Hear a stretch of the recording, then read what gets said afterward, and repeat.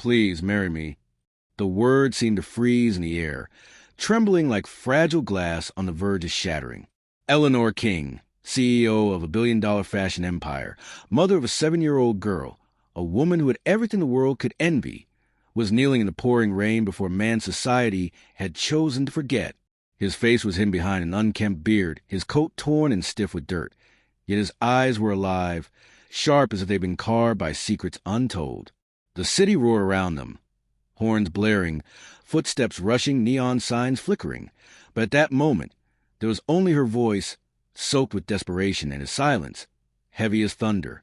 He studied her with unsettling calm, tilting his head slightly, as though her plea were not madness, but a puzzle he might one day solve. "Marry you?" His voice was low, gravelly, carrying the weight of years spent unseen. "Why would a woman who dines with kings and shakes hands with presidents beg me?" Eleanor's hands trembled, clenching tighter around the small velvet box she pressed into his palms.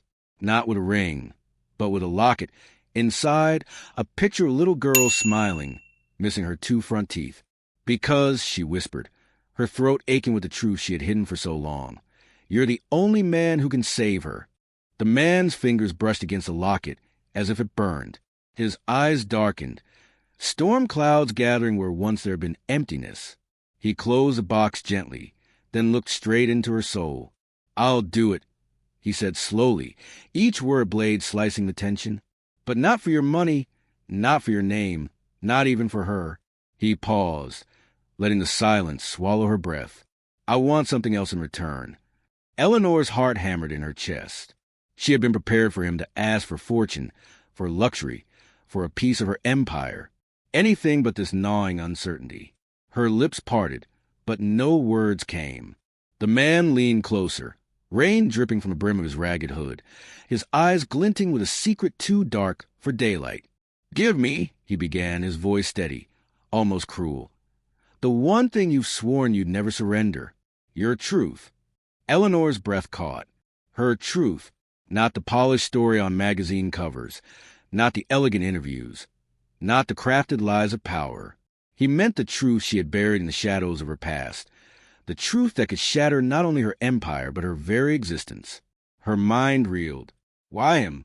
How could a man who lived on scraps demand the very thing no billionaire, no rival, no lover had ever been able to extract? But before she could speak, he straightened, slipping the locket into his pocket as though the decision was already sealed. "When you're ready," he murmured, stepping back into the rain. "You'll tell me. Until then, I'll wear your ring. I'll play your husband. I'll save your daughter. But the price will come due." Lightning cracked across the sky, illuminating his face just long enough for her to see what she hadn't noticed before. His eyes, the same rare shade of violet as her daughter's. Eleanor stumbled, her voice breaking into the storm. "Who are you?" But he was already walking away, leaving only the echo of his demand and the unbearable weight of a secret she thought she had buried forever. Her knees hit the wet pavement, the city swallowing her gasp. She had begged him to marry her, to save her child. But now, for the first time in years, Eleanor King realized it was her own salvation that hung in the balance. And the man she had chosen, homeless, forgotten, a phantom from the gutters, was not the stranger she believed him to be. He was something far more dangerous. The following morning, the world woke to scandal. Eleanor King, the untouchable billionaire, was marrying a man with nothing. Her board threatened to resign. Reporters camped outside her gates, and her daughter, wide-eyed and trembling, whispered a single question that made Eleanor's blood run cold. "Mommy, why does he have Daddy's eyes?" Eleanor's breath faltered as her daughter's words sliced through the fragile thread of composure she had been clinging to. The little girl, Lily, stood barefoot on the marble floor of their penthouse, clutching her stuffed rabbit, her eyes, those haunting violet eyes, wide with confusion. Eleanor forced a smile, though her lips quivered. "Sweetheart," she whispered, kneeling so she was eye level with her daughter, "sometimes people look alike. It doesn't mean—" But the words caught, choking her. She had lied before, effortlessly, powerfully, with the conviction of a woman who ruled empires. Yet lying to Lily was different. It was like trying to silence her own heartbeat. Before Eleanor could continue, the front door clicked open. Her body stiffened, instinct tightening her shoulders. He walked in, the man she had begged, bargained with, and bound herself to in less than 24 hours. His presence filled the room, despite his ragged clothes, despite the dirt that clung to him like shadows. There was something magnetic, something untamed in the way he moved, as though he carried storms in his bones. Lily's gaze darted to him, her lips parting slightly. "It's him," she murmured, almost too softly to be heard. "The man from my dreams." Eleanor's stomach dropped. The man's eyes flicked to the child, lingering on her with a softness Eleanor hadn't expected. He crouched down, balancing effortlessly on the balls of his feet, and looked Lily straight in the eyes. "You dream about me?" he asked, his voice gentle, stripped of the gravelly edge it carried in the rain. Lily nodded slowly, hugging her rabbit tighter. "You were lost," she whispered, cold and alone. And I gave you my blanket." The man's jaw clenched, his throat bobbing as though he swallowed something sharp. His hand twitched, almost reaching for her, but stopping short. Instead, he turned his gaze on Eleanor, and his eyes burned a question she wasn't ready to answer. "Go to your room, darling," Eleanor said quickly, brushing a strand of hair from Lily's forehead. "I'll come tuck you in soon." "But—" "No buts." Eleanor's tone cracked like glass. "Now." Lily hesitated, then nodded, her small footsteps padding across the polished floor until the bedroom door shut softly behind her. The silence that followed was unbearable. Eleanor stood, crossing her arms tightly over her chest, as if the gesture could shield her from the storm brewing before her. "What game are you playing with her?" she demanded, her voice sharp but trembled at the edges. He rose to his full height, his expression unreadable. "No game." "Then why does she think she's seen you before? Why does she say you have her father's eyes?" His lips curved, not in amusement, but in something darker, heavier. "Because she's right." The room tilted. Eleanor's knees weakened, her grip on reality slipping like sand through her fingers. She stumbled back against the velvet sofa, clutching it for support. "You lie," she whispered. "He's dead. He's been dead for years." He stepped closer, slow, deliberate, until the distance between them was suffocating. "And yet here I stand." "No." Her voice was breaking, shaking with a terror she couldn't mask. "I'd buried him. I saw the body. Don't you dare." "Did you?" His words cut through her panic with surgical precision. "Or did you bury what they wanted you to bury?" The memories surged. The accident, the phone call, the sealed casket, the whispered warnings from the men in suits that surrounded her empire, her life, her every move, and her choice, her desperate, silent choice, to believe what she was told. Her hands flew to her mouth as her heart thundered. No, it's not possible." He leaned closer, his breath warm, his presence unbearable. "You wanted the truth. You begged me to marry you. And now, Eleanor, you'll have both. But the truth," he let the word linger, heavy as lead, "will ruin you." Her mind spun, her body trembling.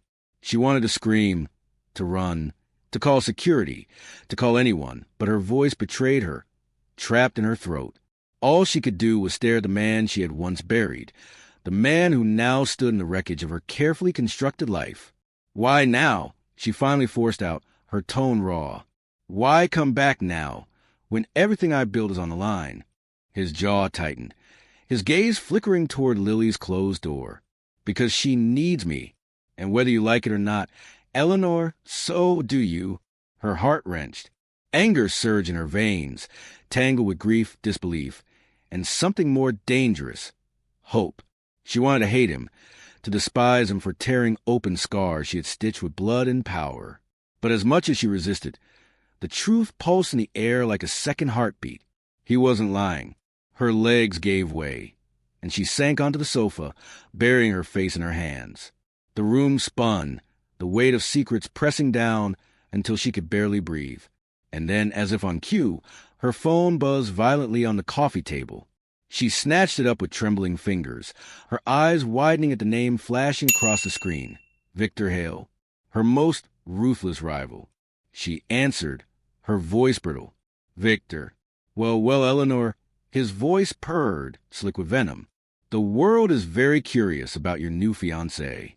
A billionaire queen marrying a vagrant. It's delicious, really. I almost couldn't believe it. But then he paused, his silence more threatening than words. I saw his face. Eleanor's blood turned to ice. Victor chuckled, low and cruel. Tell me, darling, how does it feel having a ghost return to haunt you? Does Lily know? Does your board know? Or should I be the one to tell them? Her fingers tightened around the phone until her knuckles whitened. What do you want? What I've always wanted. His tone sharpened, venom dripping into each syllable. Your empire. Sign over controlling shares to me, and maybe, just maybe, I'll keep your little family's secret from burning across the headlines. Eleanor's chest heaved. Her empire, the company she had built from ashes, clawed into greatness, fought tooth and nail to protect. And now, with one phone call, it teetered on the edge of ruin. She glanced at the man standing across the room. He was watching her, silent, unflinching, his violet eyes unreadable. Victor's laughter slithered through the phone. Tick-tock, Eleanor. You have 24 hours. After that, I promise you, the world will know who your fiancé really is. And when they do, everything you've built will collapse. The line went dead. The silence was deafening. Eleanor's phone slipped from her hand, clattering to the floor. She looked up at him, her breath ragged, her soul unraveling. And for the first time, she asked a question she had buried even deeper than the truth. What do you want from me? He stepped forward, the storm in his eyes breaking into something fierce, something almost tender. Not your money, not your power, not your empire. His voice softened, carrying the weight of years lost. I want you to remember who I am before they made you forget. Her heart stilled, and in that moment, Eleanor realized her life was no longer hers to control. The truth had come back, wearing the face of the man she once loved, and with it came a reckoning she could no longer escape. Her empire, her daughter, her very soul, everything was at stake, and the man she had begged to marry her was about to demand a price higher than she had ever imagined. Eleanor's world was unraveling thread by thread, every carefully woven secret slipping through her trembling fingers. The rain-soaked night when she knelt before him was nothing compared to this. This was a reckoning. The man who had once been her husband, the man she had mourned, the man she had buried in memory and in story, stood before her not as a ghost, but as living proof that everything she believed had been a lie. And her daughter, their daughter, was a silent witness to it all, her innocent eyes seeing truths Eleanor had spent years hiding. The clock ticked. 24 hours until Victor Hale unleashed a storm of scandal that could destroy everything. 24 hours until the empire she had built became ashes. 24 hours until the world learned her truth. For the first time in years, Eleanor felt powerless. He walked toward her slowly, each step echoing across the marble floor like the toll of a bell. His gaze never left hers, and though her chest tightened with fear, she could not look away. You can let Victor take everything, he said quietly, his voice steady, or you can fight. Her throat burned. Fight with what?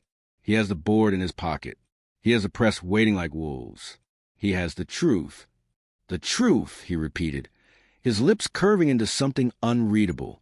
That's the one weapon he doesn't know how to wield, because he thinks it will break you. He doesn't understand it can free you. Eleanor shook her head violently, pacing the room as though she could outrun his words. You don't know what I've done. You don't know the cost I've paid to build this empire. If I let the truth out, if I admit it, his hand shot out, gripping her wrist with surprising gentleness but unyielding force. Eleanor, you've lived in chains long enough. You built an empire, yes, but on their terms, under their watch, with their lies. Isn't it time you reclaimed your own story? Her lips parted, but no sound came. You want to save Lily? His eyes flicked toward the bedroom door. You don't do it by hiding. You do it by showing her that her mother is not afraid, that she will face down every monster, every secret, every rival, because the truth is worth more than fear. Something cracked inside her, something that had been buried under years of power, performance, and polish. She felt the sting of tears she hadn't shed since the day she signed the papers that declared him dead. "Why now?" she whispered, her voice breaking. "Why come back now, when it's too late for us, too late for everything?" His grip softened, sliding down until his fingers laced with hers. His touch was rough, calloused, scarred by years on the streets. But it was real. It was him. "Because it's not too late for her," he said simply. "And because I promised myself, if I ever had the chance to stand before you again, I would never let you live a lie." The words seared through her, igniting something fierce and fragile all at once. The hours blurred into a haze of strategy and silence. They spoke little, but their presence spoke volumes. He stayed near Lily's door, watching over her with a quiet devotion that needed no explanation. Eleanor stared at her reflection in the tall windows, her face pale, her eyes haunted, her body shaking as she rehearsed words she thought she would never say. When dawn broke, the city glittered with cruel anticipation. Headlines screamed rumors of betrayal and madness. Reporters swarmed outside the King Empire headquarters, their cameras hungry for her downfall. Inside, the boardroom was filled with men and women who smelled blood in the water, and at the head of the polished mahogany table, Victor Hale reclined in his chair, a serpent basking in the sun. Eleanor entered, her heels clicking like war drums. Her black suit was immaculate, her hair sleek, her presence a storm wrapped in silk. Beside her, the man, her husband, her phantom, walked in silence, his ragged clothes replaced with tailored suits she hadn't seen in years. The board gasped. Cameras flashed. The world leaned forward. Victor's smirk spread slowly, savoring the moment. Well, the grieving widow returns with her miracle husband. How touching. But fairy tales don't run empires, Eleanor. The shareholders want answers. And I think they'll be very interested in the little secret you've been hiding. He slid a folder across the table, thick with documents, photographs, evidence. The room buzzed with whispers. Eleanor didn't touch it. Instead, she stood tall, her eyes sweeping across the room, locking onto every face that had once bowed to her power and now waited for her fall. "You want the truth?" she said, her voice steady, carrying like thunder through the boardroom. "Here it is." A hush fell. "Yes," she continued, her gaze sharp, unwavering. "This man standing beside me is not a stranger. He is not a con, not a mistake. He is my husband. He was taken from me by the very forces that tried to control this company, forces that buried him so they could bury me. And I let them. I let them because I was afraid of losing everything I had fought for, afraid of being seen as weak, afraid of the truth." The board shifted uneasily. Victor's smirk faltered. "But weakness," Eleanor pressed on, her voice rising with every word, "is not in admitting the truth. Weakness is in letting fear dictate who we are. I will not let this company, my company, be ruled by fear. Not anymore." The room was electric, every word striking like lightning. Reporters scribbled furiously. Cameras snapped like gunfire. Victor leaned forward, his venom barely masked. "Do you think anyone will trust you now, Eleanor? You've deceived your shareholders, your employees, the world." She turned her gaze on him, calm and fierce. "And yet, Victor, it is you who built a career on lies and manipulation. The difference between us is simple. I'm no longer afraid to admit mine." The room erupted, not in chaos, but in applause. Some hesitant, some fervent, but it grew, swelling like a tide. The board members who had wavered found strength in her fire. Even the reporters, vultures circling, were struck silent by the spectacle of a woman who had turned her shame into her weapon. Victor's face twisted, fury contorting his polished mask. But before he could speak again, the man beside Eleanor stepped forward. His voice was steady, clear, carrying decades of pain and survival. "I was buried because I refused to play their game. I was buried because I would not let them use me against her. I survived the streets, the hunger, the cold, because of one reason. I knew one day she would need me. And now here I stand, not as a ghost, not as a secret, but as a husband, as a father, as a man who will no longer be silent. The cameras flashed, capturing the moment. The ruined king returned, the queen standing unbroken, the empire trembling not from fear, but from rebirth. Victor rose from his seat, but the tide had already turned. The board no longer looked at him with hunger. They looked at Eleanor with awe. His threats, his leverage, his poison, all was crumbling in the face of her defiance. Eleanor reached for her husband's hand. Their fingers intertwined, rough and smooth, scarred and polished, but unbreakable. She lifted her chin, her eyes blazing with a fire that had been dormant for too long. "This company will not be ruled by lies," she declared. "Not by Victor Hale, not by fear. It will be ruled by truth. My truth." The boardroom thundered with approval. Victor stormed out, his empire of manipulation collapsing behind him. And in that moment, Eleanor knew she had not only saved her daughter's future, she had saved herself. Outside, the world buzzed with headlines and speculation, with scandal and shock. But inside Eleanor's heart, there was silence. A silence not of fear, but of peace. That night, as the city glittered below, Eleanor sat with Lily curled against her side, and her husband, no longer lost, no longer forgotten, beside her. For the first time in years, she felt whole. Her daughter looked up at her sleepily, whispering, "Mommy, does this mean we're a family again?" Eleanor kissed her forehead, tears slipping down her cheeks, and whispered back, "Yes, my love, we always were. We just had to find our way back." The man's hand found hers once more, their grip steady, unshakable. Outside, storms raged and empires shifted. But inside, in that quiet moment, the truth had set them free, and the world, for all its noise, would never be the same again.